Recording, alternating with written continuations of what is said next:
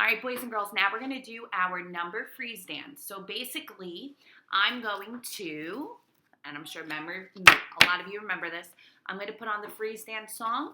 I'm going to show you a picture of some items, and what you're going to do is when it says freeze, you're going to show that number of items with your fingers. All right, so this is all about one-to-one correspondence, parents. Here we go. Ready? Let's play the party freeze game. All right, we'll start off easy.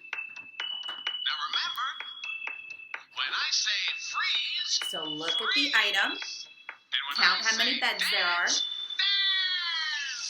dance. Dancing, dancing all around. Dancing, dancing, dancing.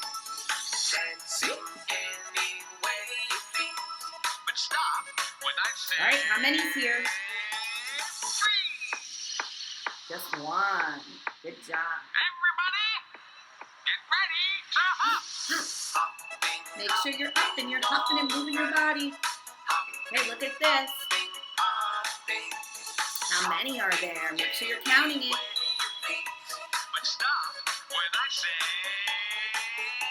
freeze. You should have the number 3 up. There's 3 pieces of candy. Everybody, get ready to skip. Skip.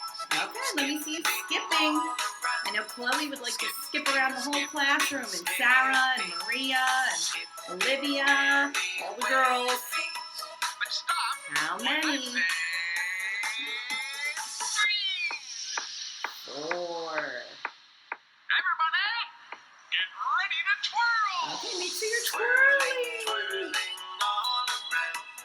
Twirling, twirling, twirling. All right, take a look at it. Twirling any way you please.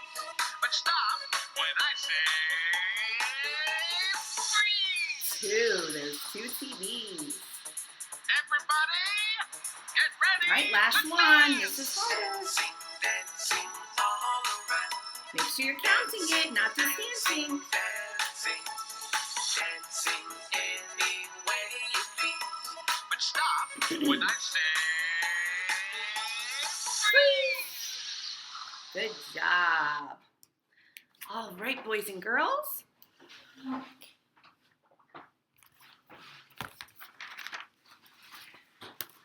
Today, your lesson is day 3. You are to listen to the story about, it's called Swimmy. And what you're going to do is you are going to think about something that's easier to do if we work together. I know in my classroom, when we would do our make-believe play, it would be a mess. There would be stuff everywhere. Wyatt and Jarrett, they would have their cars and their blocks everywhere, and Amin would have his cars and blocks everywhere too with them, and we would have Sarah with all of her stuffed animals everywhere, and Jasmine would have out her Play-Doh with Kenya and Rochelle and Ray Lisa, and all these children would just have stuff everywhere. So we needed to clean up. And I know that as soon as we put our cleanup song on and we worked together, it made the job a lot easier to do. We would clean up a lot faster. If I tried to do it by myself, I would be there all day. So teamwork is something that we're going to talk about today.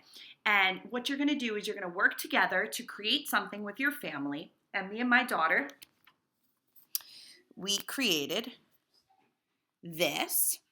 It's a little castle that we made. So what you're going to do is you're going to create something with blocks, all right? And if you don't have blocks, you can just maybe even create a picture with your parents. And then you're going to draw a picture of your creation, and then you're going to write the sentence down. We made a, and you're going to put some writing into it, all right?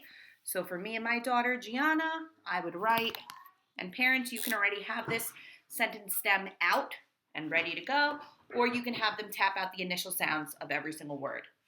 So it would be, we made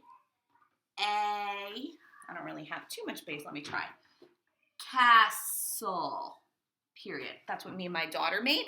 So parents, you can write out, we made and then they would listen to the beginning sound of castle. What letter you think that is, boys and girls?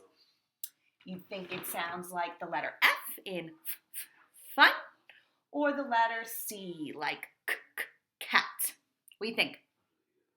The letter C. Good job. Castle. I hear that L sound on the end as well.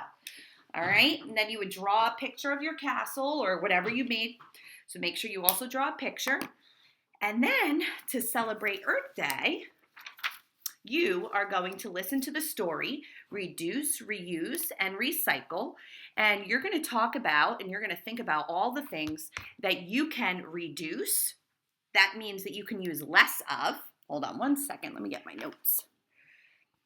You're going to think about something that you can reuse. And then you're going to think about something that you can recycle, something that you can change and use to make something new. All right? So, for instance, boys and girls, something that you can do is you can turn off the lights when you leave a room. You can reduce the amount of electricity you use. That helps you save energy. Another thing that you can do, I'll actually just show you this, is you can use both sides of a sheet of paper. That helps you use less trash to throw out. And I know a lot of us, we like to use one side of the paper, and if we make a mistake, we want to throw it out right away, but let's reduce the amount of trash that we use. And then when you're brushing your teeth, make sure that as you're brushing, you turn off the water. Don't leave the water running, because then you're wasting all that water. So make sure you turn off the faucet when you brush your teeth so you can save the water. And then something that you can reuse is something like a lunch bag. And I know many of you have lunch bags, a cloth lunch bag, instead of using a paper one every day, because then again, if you